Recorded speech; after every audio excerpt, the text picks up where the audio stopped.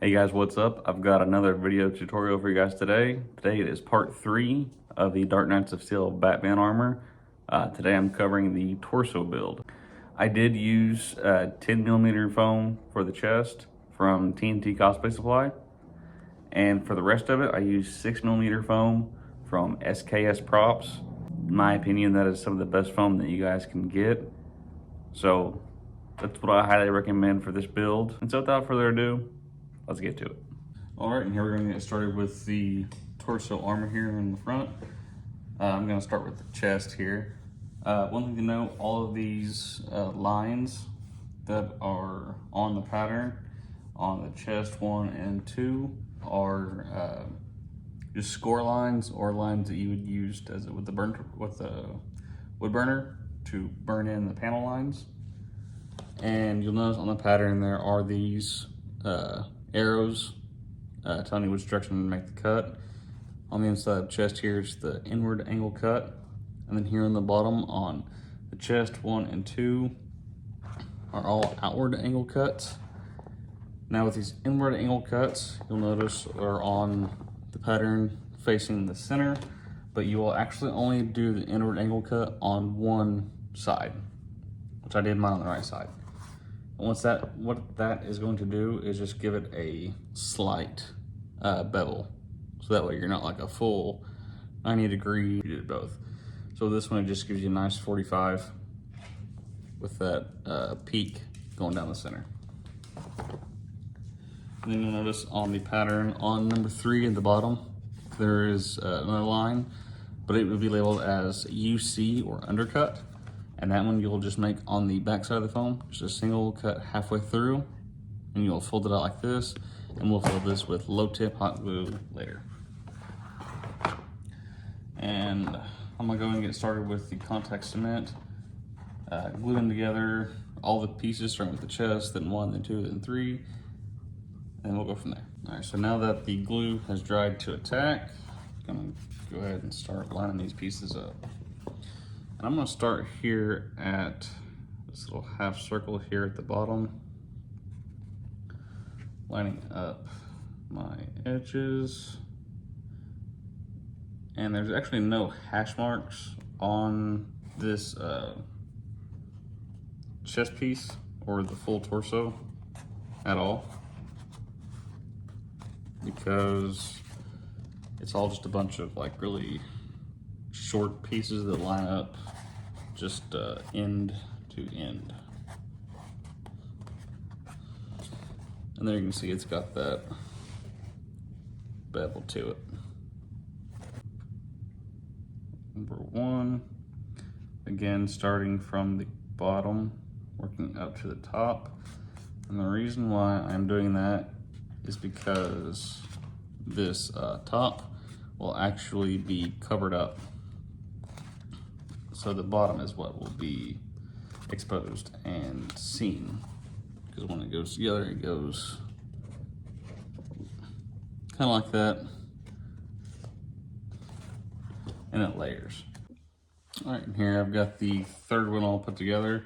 You can see what it'll look like with that undercut. Of course, I haven't filled it with glue yet, but it gives it just kind of a slight little kick out there at the bottom. And now this is the back piece. This is just 2 pieces here. So you got the right and left side, and you've got a dart here in the middle of each one. You'll just glue those together, and then we glue it down the middle, and it's got the same angled cut, only on one side. So this side I cut flat, and then this one was at an inward angle cut. And that should give us the same bevel as it does on the front of this. So with this, I'm gonna go ahead and get the darts glued together first, and then we'll go down the back. All right, now that I've got contact cement applied to the dart, I've got it laying face down.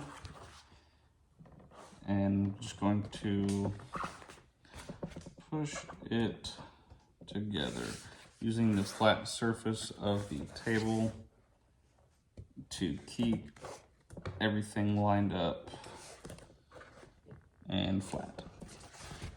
And since it is just a dart, there's no hash marks or anything to line up.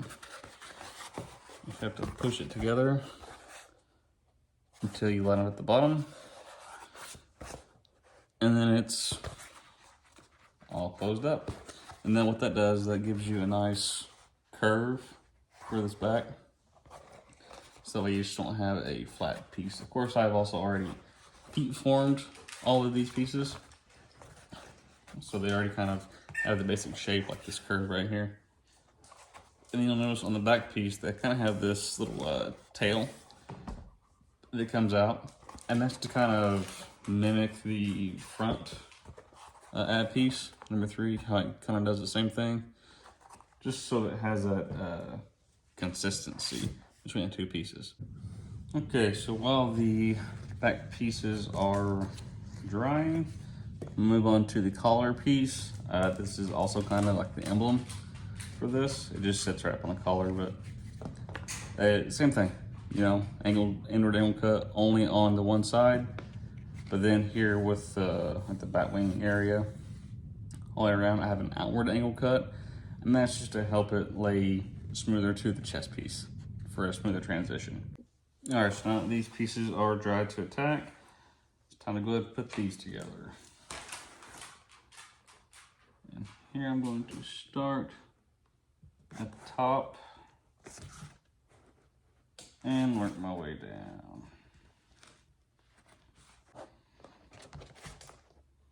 When I get down to this point right here, I am pushing these tips together and it leaves a gap right there. And here's where you flip it over and then start really focusing on lining up your seams and pushing it all together.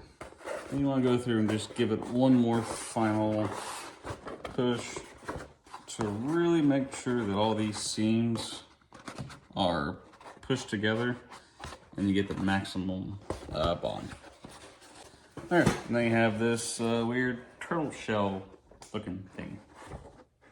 Yeah, and you can see how it's got that little tail there at the back. And then by now this piece should be dry to attack.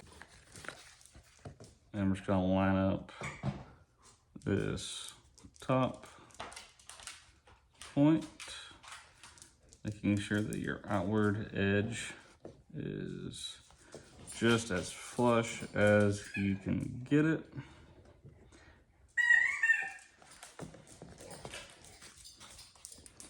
And flip it over and push it together.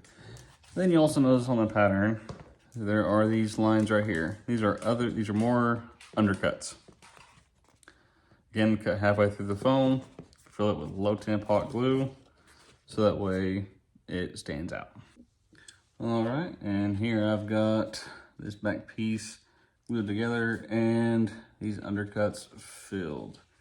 Then you can kind of see the shape this thing takes. It just kind of goes up and around, rests on the shoulders, and this will be glued to the back side of the collar piece. There's also other diamond shapes on these 2 points here. They are on the template. I may or may not put them on mine. I'm not 100% sure. We'll have to wait and see. Now the next step would be to line up all these pieces and glue them in the shape of a torso. Okay, so and what I'm actually going to do with gluing these pieces on is to give it a little more flexibility, is I'm actually just going to glue the ends right here. And so what that'll do, it'll give it just a little more flexibility, not a whole lot more, but it'll give just a little bit more. So what I'm basically doing is I'm lining up these corners here and edge to edge. Same thing here, corner to corner and edge to edge. I'd say probably about an inch from the end. So yeah, we'll do it to both sides and we'll stick them together. All right, and now when the glue has dried to attack, we'll go ahead and line up the center, a little here, line up the corner and the edge. Make sure that your center is still lined up over here and just like that. And that's going to give it a little bit of play right there, so that way you can actually move. And something else I did actually forget to mention earlier was this chest piece is 10mm EVA foam, and then all of the gray other foam that I'm using is 6mm foam. Okay, so I know it's been kind of a big jump since the last step, but I got it all put together. Now what I didn't cover, now for this number 2 piece, I glued it again just on the edges, right over here, just above the number 1 piece on the back. And I actually also glued it right here, just a little bit here in the middle, because it kept flexing open and there being a gap right there. And then for the number 3 piece, the bottom one here, again, just glued just the edges, still left this bottom part unglued here in the middle. And then for the back piece, now on the chest piece, the shoulder pieces were attached. And then you'll notice a flat piece on the back, but you just line them up edge to edge and glue those. Now I did use 6mm for the back and 10mm for the chest. I just lined up and made the top of it flush. So there is going to be this little bit of overhang on the inside, but it doesn't matter because nobody's going to see it. And for the collar piece here, or the emblem, got it glued down, and actually I had to adjust the pattern a little bit. So whenever you guys get it, it'll be the updated pattern and it'll be correct. Originally, it was a little bit too long, so I had to cut a section of it off to make it fit. Now, you'll notice on mine, there is a 90° right here.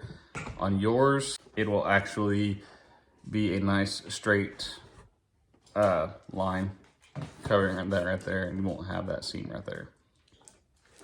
So that'll be all fixed for you. And also something else I still need to do with this is I need to add some more foam here to this back rib piece to extend it forward. So that way when I wear it, I can easily overlap these 2 pieces and add the clasp on either side. And I will cover the clasp in a different video whenever they arrive. Yep. And now you can see the torso armor all put together. Up next, what I'll be doing is I'll be going in with a wood burner and carving in these lines, just so that way they are nice and wide and very noticeable. Alright guys, that does it for this video. I really hope it was a great help to you. I hope you learned something. And as always, feel free to tag me in the stuff that you do on Facebook, Instagram, because I would love to see what you guys come up with. And as always, there will be templates linked below. They are not in my Etsy shop quite yet, but when they are, I will post them in the comments and they'll be pinned to the top. So you guys have a great one, and always remember, there are no mistakes in cosplay, only battle damage. See you guys later.